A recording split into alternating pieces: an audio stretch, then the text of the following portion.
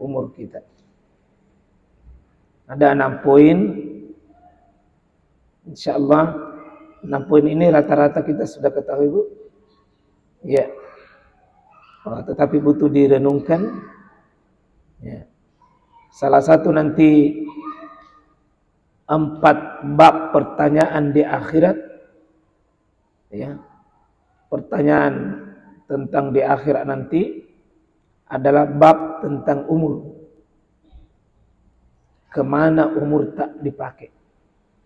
Kemana dihabiskan? Kemana dihabiskan? Nah, ini kita mau bagaimana umur ini aset paling berharga, nikmat paling besar, kita sungguh-sungguh. Nah, maka nomor 1 itu diperintahkan merenungkan umur kita. Yang kedua, kriteria umur yang baik. 3 ciri-ciri umur yang husnul khotimah. 4 rata-rata umurnya umat Nabi Muhammad. Yang kelima, waspadalah karena amalan itu ditentukan oleh di umur terakhir. Dan yang keenam, kita sama dengan materinya tadi yang nomor 1 itu, doa untuk menuju husnul khotimah. Di nomor 1 disuruh renungkan umur. Fatir, dalilnya surat Fatir di ayat 3, surat 37. Allah menggambarkan di sini, ya, wa hum yastarikhuna fiha, dan mereka berteriak di dalam neraka itu. Ini bagusnya, Bu, kalau kita baca ayat, usahakan kalau ada manusia berteriak begini di api neraka, untuk lolos berinteraksi dengan Quran, kita seperti hadirkan itu diri tak di situ. Seperti kita itu yang berteriak itu. Bayangkan kalau manusia itu terperangkap di penjara, lalu dikatakan kau tidak bisa keluar selama-lamanya. Di situ terus. Ya, syukurlah kalau seperti terali besi di penjara di dunia, Bu. Syukur kalau masih seperti itu. Kalau terali besi kelilingi kita, masih bisa mata memandang, sedikit keluar, masih bisa jadi bernapas. Tapi kalau di akhirat, nah, untuk bisa lulus berinteraksi, hadirkan diri kita bahwa Allah mengangkat ini kejadian yang akan pasti terjadi begitu nanti. Semoga kejadian itu adalah nasihat bagi kita. Seperti itu hadir di depan ini orang ini. Wa hum yastarihuna fiha. Rabbana, ya Tuhan kami. Dia minta berteriak kepada Allah, pemilik neraka itu. Apa dia teriakkan? Akhrijna, keluarkanlah kami. Jadi ini tangisan manusia nanti di akhirat tuh, mau keluar dari api neraka. Mau keluar. Ya. Saya pasti di situ menyesal. Pasti di situ menyesal. Sebagaimana orang yang di penjara menyesal kenapa saya pergi buat begini, kenapa begini. Orang dalam api neraka ini menyesal. Ya. Apa penyesalannya ini? Apa mau target mau keluar? Na'mal solihan. Baru mau beramal soleh. Nah, jadi kalau penghuni neraka nanti teriakannya mau keluar, dan setelah mau keluar targetnya keluar mau beramal soleh. Itu artinya, Bu, kita jangan cuma amal soleh itu ditarget, tapi langsung dieksekusi. Kalau ada memang dirasa rencana, segera wujudkan, segera hadirkan, segera lakukan, segera hadirkan, segera program untuk menuju ke situ. Jangan nanti di akhir baru mau lakukan. Jangan tunda-tunda kebaikan. Segera. Bahkan dia mengatakan di sini mau beramal soleh, ghairal ladzi kunna na'mal. Yang amalan ini kami beramal soleh yang bukan amalan kami yang dulu saya lakukan. Artinya dulu amalannya rusak. Dulu amalannya tidak benar. Dia mau ganti, saya bilang, ya Rob, toba mak. Saya mau ganti amalanku saya mau beramal soleh, saya mau ganti dulu yang lain. Saya sudah tutup di semua yang lain. Saya sudah hentikan di semua yang lain. Nah, ini menunjukkan pada kita bahwa wajibnya berhenti dari kejelekan. Wajibnya hijrah. Wajibnya berubah dari suasana yang tidak baik menuju yang baik. Nah, tentu saya kira semua nanti penghuni neraka begini. Minta sama Allah apa di permintaannya, mau keluar untuk beramal soleh, mau berhenti dari yang jelek. Sekarang kalau ibu masih pegang-pegang ini tangannya, lalu pegang betul kita punya badan, tak, alhamdulillah saya betul-betul masih hidup, masih bisa saya perbaiki diriku, masih bisa saya sempurnakan amalku. Jangan nanti mati pak ibu, apalagi nanti di akhirat baru kita mau. Nah, cuma sayangnya orang ini, apa kata Allah? Allah menjawab permintaannya. Awalam nu'ammirkum ma yatazakkaru fihi man tazakkar. Belumkah kau kuberikan umur yang panjang? Belumkah engkau kuberi umur yang menyebabkan kamu dulu itu bisa berpikir? Nah, kata para ulama di sini, umur yang panjang di sini yang dimaksud adalah kalau sudah umur 40 ibu, sudah masuk kategori. Ada sebagian ulama menyebutkan umur yang dimaksud di sini umur 60. Ya. 40, 50, tentu 60 itu masuk. Ya. Jadi kalau umur 40 itu Bu Jangki bilang masih muda, tua begitu. Kalau sudah umur 40 itu bukan lagi umur muda, umur tua. Misalnya ada orang meninggal sebulan, berapa umurnya? 40. Si muda dia? Tidak, tua itu. Tua itu. Jadi 40 itu sudah tua. Nah, kenapa disebutkan umur 40? Karena umur 40 itu kata para ulama adalah umur matinya tubuh secara pelan-pelan. Ya, jadi kalau 40 itu satu, mulai mata mati, kabur kan? Seperti saya nih. Yang kedua, mulai mati di kepala, rambut. Mulai memutih itu? Alhamdulillah saya belum pi. Jadi kalau ibu sudah putih rambut tak, kabur tomi mata tak. Yang bilang masih muda, tua macam itu. Ya, apalagi kulit semakin kendor. Ya, apalagi telinga sudah mulai terganggu. Dan lebih penting gigi sudah mulai permisi.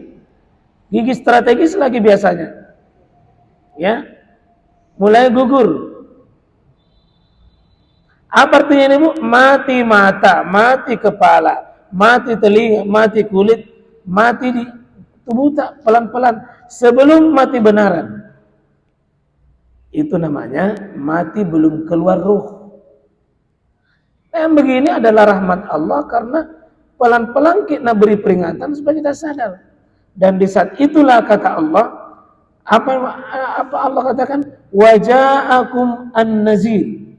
Dan kami sudah mengutus pemberi nasihat kepadamu. Pemberi peringatan, Bu, pemberi nasihat. Apa itu? Uban. Kata para ulama, uban itu penasihat pribadi tak ibu. Jadi kalau ibu sudah beruban, sudah muncul apa? Penasihat pribadi. Nah, itulah sebabnya tidak boleh rambut putih Bu dismer. Tidak boleh dicabut. Karena dia adalah penasihat dari Allah untuk diri kita. Karena itu salah satu dosa manusia tidak disadari, dosa merubah rambut putih ke warna hitam. Termasuk disuruh cabut. Yang disuruh cabut, panggil cucu, panggil anak. Cabut. Sisa.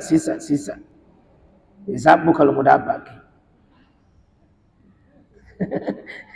Sisa.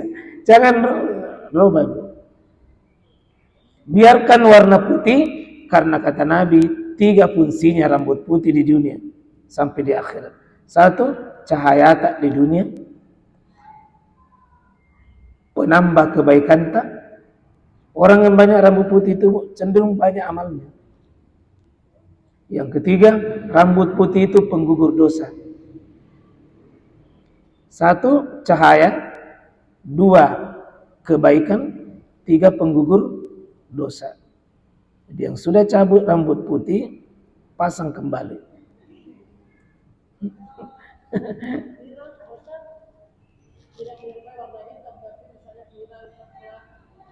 Iya, boleh ke warna lain, tapi kalau ibu sudah kasih lihat orang nih bilang deh, anu kapan ini aliran sesat yang ada di gua. Boleh hakikatnya rambut putih, selain warna rambut putih boleh. Tapi ada lagi, kena man tasyabbaha biqaum fa huwa min. Siapa menyerupai suatu kaum, rambut yang sudah pirang-pirang itu, kena itu pasal itu. Kalau kesannya itu rambut pirang-pirang bagus, pirang pakai juga. Tapi kalau kesannya tidak bagus, jangan menyerupai. Ya. Kalau suami tak memang suka warna pirang-pirang, silakan. Oh iya.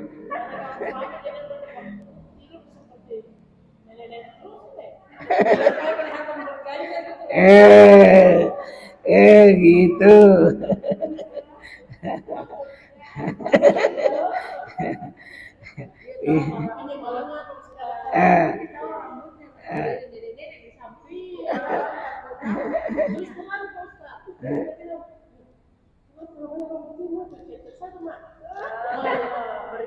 Iya, kalau memang begitu yang penting boleh kalau dia warna-warna lain boleh. Kalau suami suka seperti itu boleh, karena tidak ada larangannya. Iya, yang penting jangan ada orang lain yang lihat kan, itu saja. Boleh ibu. Iya.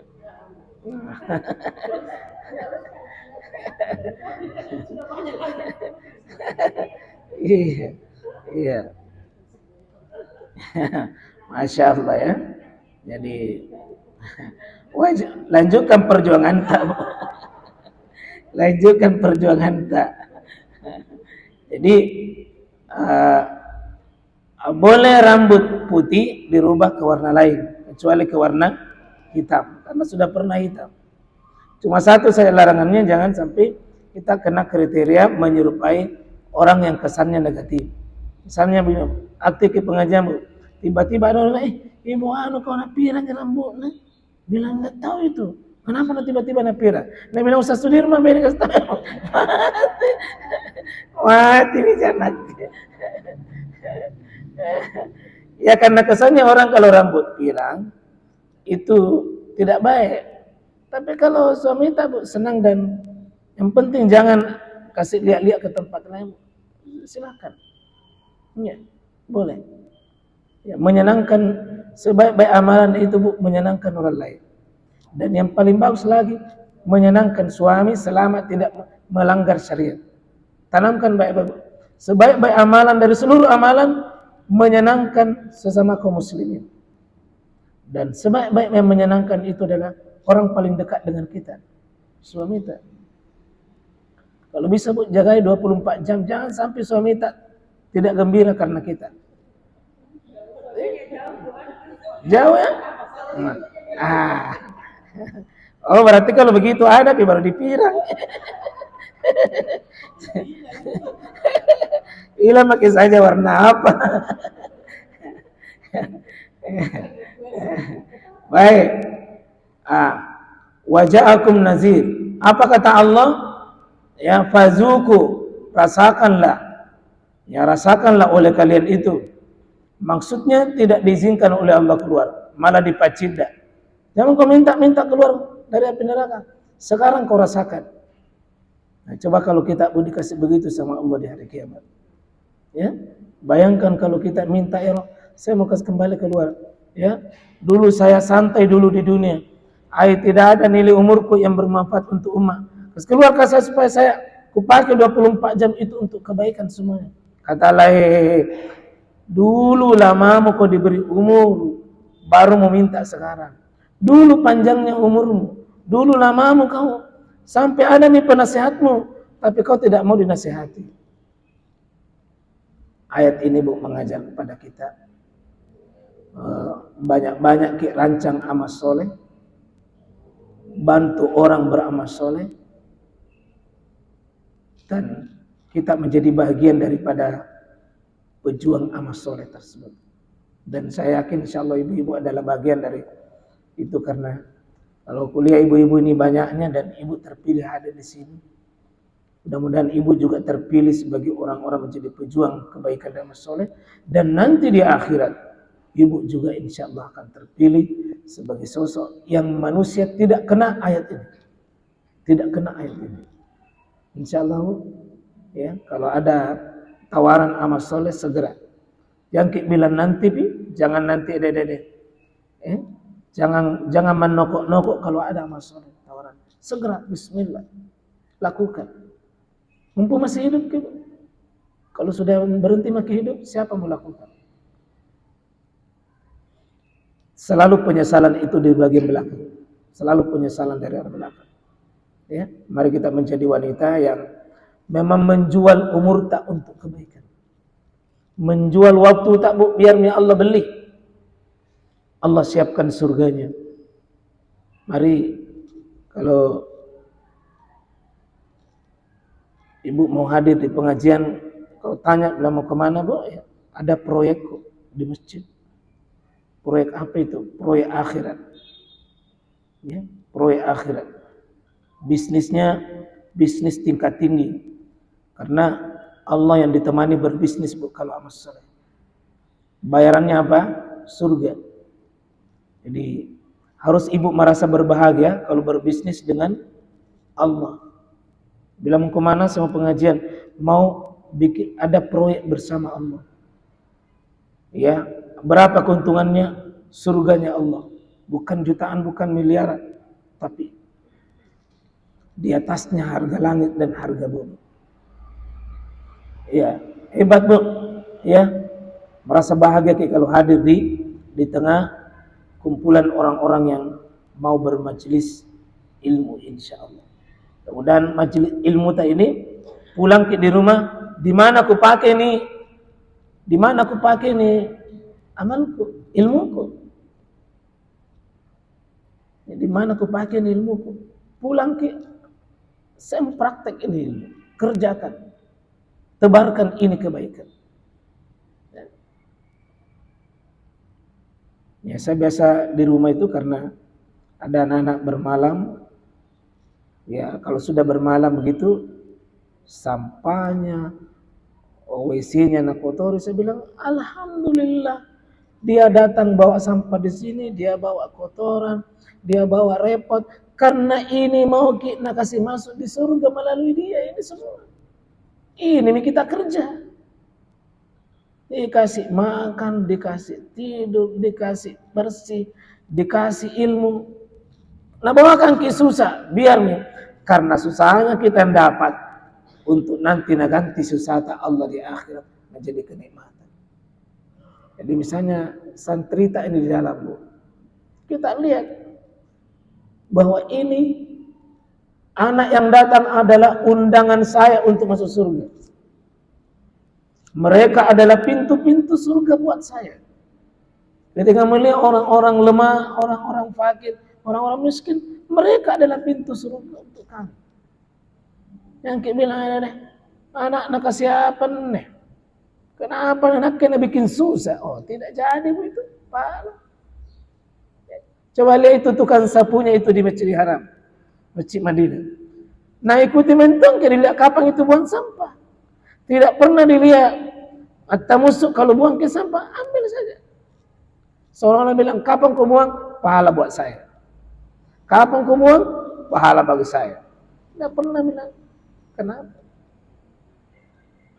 Coba ya. Bisa kira-kira kita praktek ini ilmu kita jadi